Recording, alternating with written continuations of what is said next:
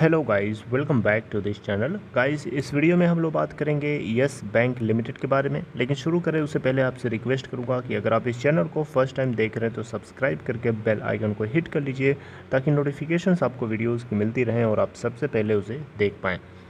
तो guys, yes bank limited के अंदर कल की क्या सिचुएशन थी आपको बताने की ज़रूरत नहीं है, आपको अच्छे से पता है। कल मतलब फ्राइडे 16.00 के ऊपर ओपन होने के बाद 16.25 25 पैसे का हाई बनाता है और 15 पैसे का लो, और डिलीवरी परसेंट 38.21% लिया गया था।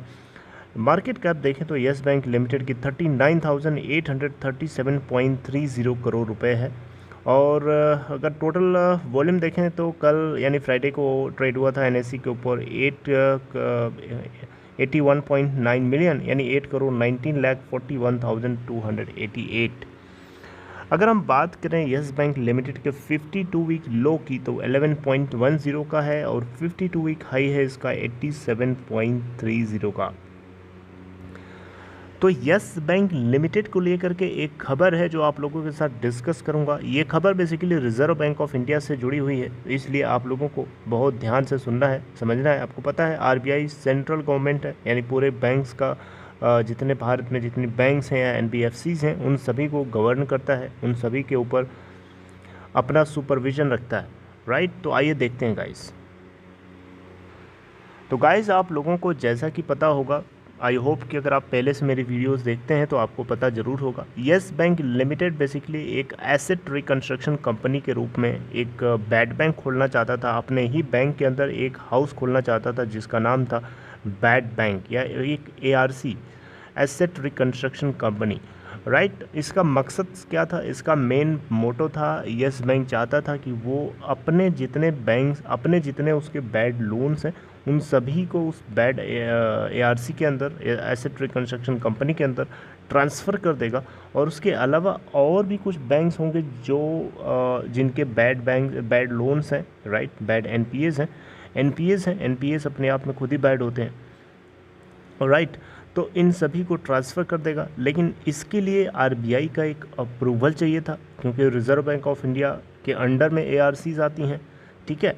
तो एक अप्रूवल चाहिए था, उस अप्रूवल के लिए इन्होंने एक फॉर्म भरा हुआ था आरबीआई से अप्रूवल पाने के लिए, लेकिन रिज़र्व बैंक ऑफ इंडिया ने उस एआरसी प्लान को लेकर के रिजेक्ट कर दिया है। ऐसा इसलिए किया है, अब क्यों किया है, इसलिए किया है ताकि जो यस बैंक है बेसिकली वो अपने मेन बिजनेस के ऊपर ज़्यादा ध्यान दे। एआरसीज को हटाने जो बैड लोन्स हैं या एनपीएस हैं उनको हटाने के लिए बैड बैंक्स का या एआरसी का बनाना आपकी ज़िम्मेदारी नहीं है। आप अपने मेन बिजनेस पे ध्यान दीजिए। और जो कॉन्फ्लिक्ट ऑफ इंटरेस्ट यहाँ पे क्रिएट हुआ था, कॉन्फ्लिक्ट ऑफ इंटरेस्ट का मतलब दोनों के लोगों का दोनों का जो अपना अपना इंटरेस्ट है उसके अंदर टकराव। मतलब ये हुआ कि यस बैंक लिमिटेड को किसी चीज़ को लगता था कुछ और उसी चीज़ को लेकर के आरबीआई को लगता है कुछ और, इसीलिए दोनों के बीच में ये डिससेटिस्फेक्शन हुआ जिसको लेकर के आरबीआई ने ये प्लान, जो एआरसी प्लान है यस बैंक का, इसको रिजेक्ट किया है।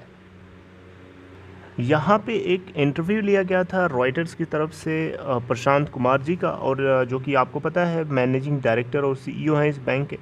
तो इन्होंने जवाब में बताया था कि ये बैंक जो है बेसिकली एक एआरसी बनाना चाहता है जिसमें वो शुरुआती दौर में 50,000 करोड़ रुपए के आसपास का अमाउंट जो है बैड एसेट जो है ट्रांसफ़र कर देंगे एआरसी के अंदर, राइट। और इसके अलावा इनका ये भी कहना था, इन्होंने एक चीज़ और बताया था कि जो बहुत सारे फॉरेन इन्वेस्टर्स हैं, आपको मैंने बताया था बहुत सारे फॉरेन इन्वेस्टर्स हैं, वो इनके एआरसी के अंदर काफ़ी इंटरेस्ट दिखा रहे हैं, राइट। इसके ऊपर मैंने आपको एक वीडियो के जरिए बताया था, राइट। तो यहाँ पे बैंक जो है होप कर रहा था, आशा कर रहा था कि 1,000 करोड़ रुपए से शुरुआत करेगा इस एआरसी के अंदर डाल करके, ठीक है। जबकि जो फॉरेन इन्वेस्टर्स थे इनका मानना था कि जो फॉरेन इन्वेस्टर्स हैं वो 2,500 करोड़ रुपए वो भी डाल सकते हैं शुरुआती दौर में, राइट। तो यहाँ पे बेसिकली जो है 6 मंथ्स के अंदर जो है सिक्योर जो क्लियरेंस है बेसिकली इन्हें सिक्योर करना चाहते थे ताकि ये जल्दी से जल्दी इसको ओके करके ऑपरेशनलाइज बना दें, राइट। लेकिन यहाँ पे इसी को लेकर के एक बहुत बड़ी खबर आ गई कि आरबीआई जो है इनके इस प्लान को रिजेक्ट कर दिया, राइट। अगर हम कुछ स्ट्रेस्ड एसेट्स की बात करें गाइस, तो यस बैंक लिमिटेड के पास बहुत सारे बिगेस्ट स्ट्रेस्ड एसेट्स हैं, बिगेस्ट स्ट्रेस्ड लोन्स हैं। राइट। अगर हम नाम लें तो जैसे कि इसेल Videocon housing development and infrastructure limited, Dewan housing finance limited, right, DHFL, ये कुछ ऐसे केसेस हैं फ्रॉड जिनको डिक्लेयर कर दिया गया है। अब इनको फ्रॉड डिक्लेयर कर दिया गया है तो इन अकाउंट्स को तो ट्रांसफ़र नहीं कर सकते ना ARC के अंदर। जो यस बैंक बता रहा है कि जो ARC बनाएगा उसके अंदर इन सभी के NPS को तो ट्रांसफ़र नहीं कर सकते, क्योंकि ये तो फ्रॉड है। फ्रॉड डिक्लेयर हो गया है, ऐसा तो नहीं कि फ्रॉड डिक्लेयर नहीं हुआ। फ्रॉड डिक्लेयर होने का मतलब जानते हैं आप? फ्रॉड डिक्लेयर होने का मतलब कि वहाँ से अब आपको वापस से कुछ मिलने वाला नहीं है, वो फ्रॉड हो गया। राइट। तो यहाँ पे RBI का पॉइंट ऑफ व्यू यही है कि अगर आप इतने बड़े बड़े स्ट्रेस्ड लोन्स को फ्रॉड डिक्लेयर हो चुका है उसको ट्रांसफ़र करने की बात कर रहे हैं, ये इलॉजिकल बात हो गई। राइट। तो RBI को इन्हीं बातों को लेकर के थोड़ा सा एब्सर्ड लगा, जिसको लेकर के इन्होंने इनके ARC प्लान को रिजेक्ट कर दिया है। अगर गाइस हम बात करें यस बैंक लिमिटेड के लोन्स की, तो बेसिकली यहाँ पे 31 दिसंबर 2020 के डेटा के अकॉर्डिंग देखेंगे तो इनके टोटल एसेट्स का 15.36% जो है वो लोन्स जो है इनका NPA है। राइट। तो यहाँ पे अपने टोटल एसेट का 15.36% बहुत बड़ा अमाउंट होता है गाइस। राइट। तो यहाँ पे अगर हम देखें तो सुप्रीम कोर्ट के स्टे जो लगाया है सुप्रीम कोर्ट ने, अगर हम उसको हटा के चलें, मान लें कि वो नहीं है, राइट, उस केस में जो एसेट क्लासिफिकेशन होगा वो तब उस समय gross non performing assets GNPA का जो रेशियो निकल के आएगा वो 20% आ जाएगा।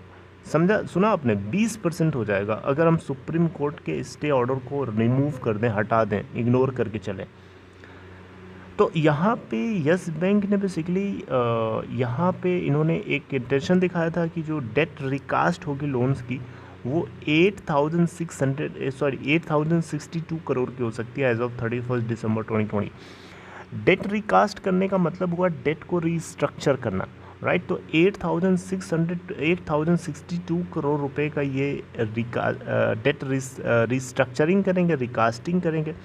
राइट। लेकिन इसके लिए अभी तक कुछ इम्प्लीमेंट ही नहीं किया गया। RBI ने हालांकि टाइम दिया है कि 3 महीने का आपके पास समय है रिटेल जो लोन्स हैं, डिसबर्समेंट है, उनको रिकास्ट करने के लिए, और जो कॉरपोरेट लोन्स हैं उसके लिए 6 मंथ्स का टाइम है।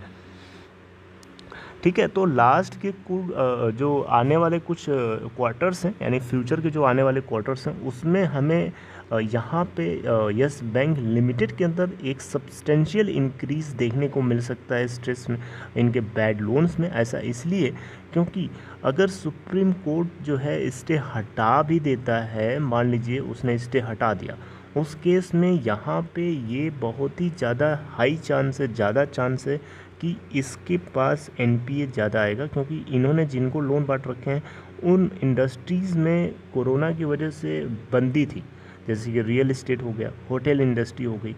ठीक है। यहाँ पे डिफ़ॉल्ट होना बिल्कुल जायज़ है। राइट। तो इसीलिए यहाँ पे आने वाले 2 क्वार्टर्स के अंदर आप लोगों को इसके अंदर NPA की सिचुएशन जो है बढ़ती हुई दिखाई दे सकती है। ऐसा बेसिकली यहाँ पे मैक्यूरी कैपिटल की तरफ से एक एनालिस्ट की तरफ से बताया जा रहा है।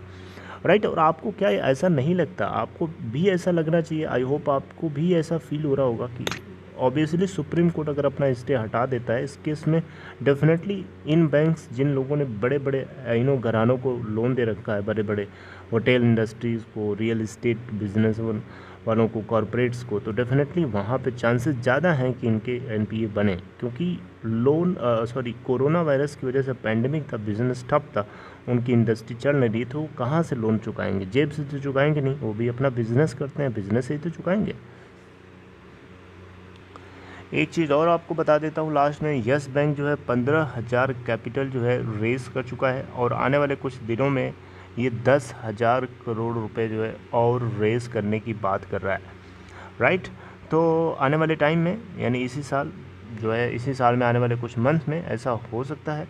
राइट। तो ये गाइस एक अपडेट थी यस बैंक लिमिटेड को लेकर के। आरबीआई बिल्कुल भी इनके इस एआरसी प्लान से सेटिस्फाइड नहीं था, जिसको लेकर के रिजेक्शन किया। So this is all about this news guys. I hope you liked it. If you liked it, please give a thumbs up for this video, and if you are interested to open Demat or trading account, there is a link in description box of this video. Click on that link to open an account in Upstock. See you next time with next video. Till then, take care.